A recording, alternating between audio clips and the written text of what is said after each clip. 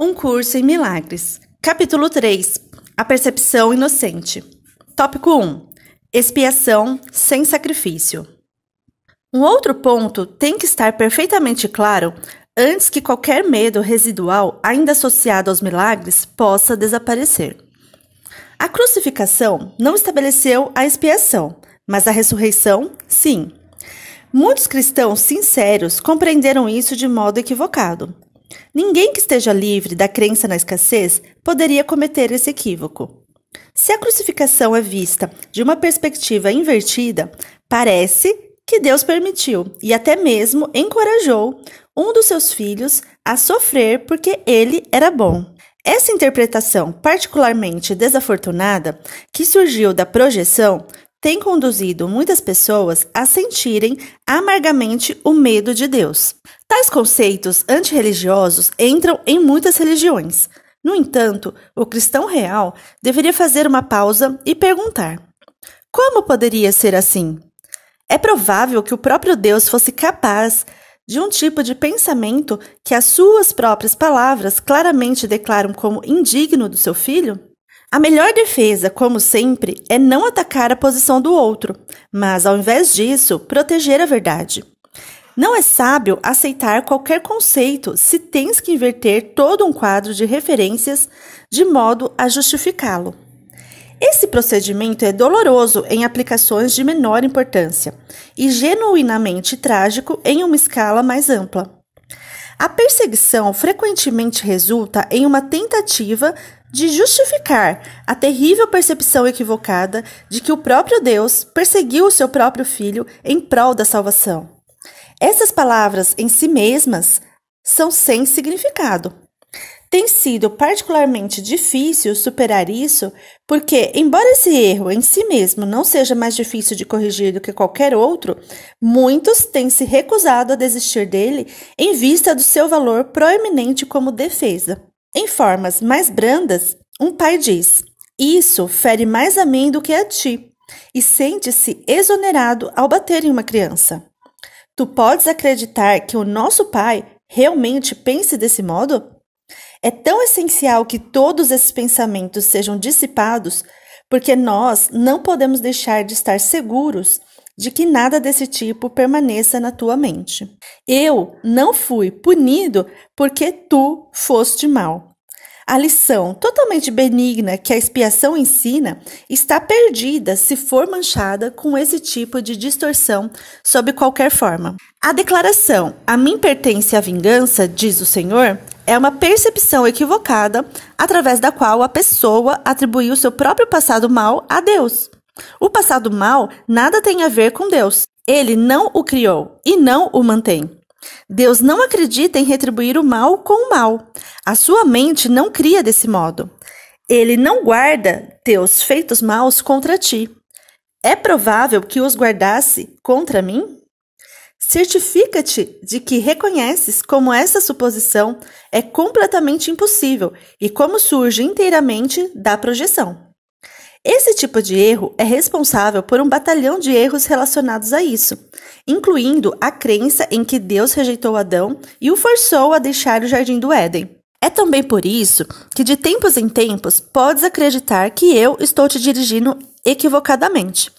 Tenho feito todo o esforço para usar palavras que quase não têm possibilidade de serem distorcidas, mas é sempre possível distorcer símbolos, se tu o desejas.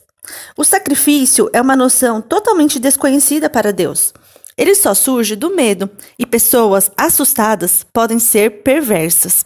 O sacrifício, sob qualquer forma, é uma violação da minha injunção, segundo a qual deverias ser misericordioso, até mesmo como o teu Pai no céu é misericordioso. Tem sido difícil para muitos cristãos reconhecer que isso se aplica a eles próprios. Bons professores nunca aterrorizam os seus alunos. Aterrorizar é atacar, e isso resulta na rejeição do que o professor oferece. O resultado é o fracasso do aprendizado. Referiram-se corretamente a mim como o Cordeiro de Deus que tira os pecados do mundo. Mas aqueles que representam o Cordeiro manchado de sangue não compreendem o significado do símbolo. Corretamente compreendido, é um símbolo muito simples que fala da minha inocência. O leão e o cordeiro, deitados lado a lado, simbolizam que a força e a inocência não estão em conflito, mas naturalmente vivem em paz. Bem-aventurados os puros de coração, porque verão a Deus. É outra maneira de dizer a mesma coisa. Uma mente pura conhece a verdade, e essa é a sua força.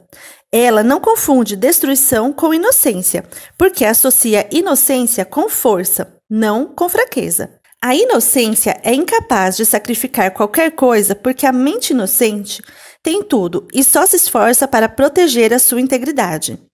Ela não pode projetar, só pode honrar as outras mentes porque a honra é o cumprimento natural dos verdadeiramente amados para outros que são como eles. O cordeiro tira os pecados do mundo no sentido de que o estado de inocência ou de graça é aquele no qual o significado da expiação está perfeitamente evidente. A expiação é inteiramente sem ambiguidades. É perfeitamente clara porque existe na luz. Só as tentativas de amortalhá-la na escuridão têm feito com que ela seja inacessível àqueles que não escolhem ver. A expiação em si não irradia nada além da verdade. Ela, portanto, é o epítome de tudo o que é incapaz de causar dano, e dela apenas bênçãos se irradiam. Não poderia fazer isso se surgisse de qualquer coisa que não fosse a perfeita inocência. A inocência é sabedoria, porque não está ciente do mal, e o mal não existe. Todavia, está perfeitamente ciente de tudo o que é verdadeiro. A ressurreição demonstrou que nada pode destruir a verdade. O bem pode resistir a qualquer forma de mal, assim como a luz abole as formas de escuridão. A expiação é, portanto, a lição perfeita. É a demonstração final de que todas as outras lições que eu ensinei são verdadeiras. Se podes aceitar essa única generalização agora, não haverá nenhuma necessidade de aprenderes com muitas lições menores. Tu és liberado de todos os erros se acreditas nisso. A inocência de Deus é o verdadeiro estado da mente, do seu filho. Nesse estado, a tua mente conhece a Deus, pois Deus não é simbólico, ele é fato. Conhecendo o seu filho tal como ele é, reconheces que a expiação, não o sacrifício, é a única dádiva apropriada para o altar de Deus, onde nada, exceto a perfeição, deve estar. A compreensão do inocente é a verdade. É por isso que os seus altares são verdadeiramente radiantes. Um curso em milagres.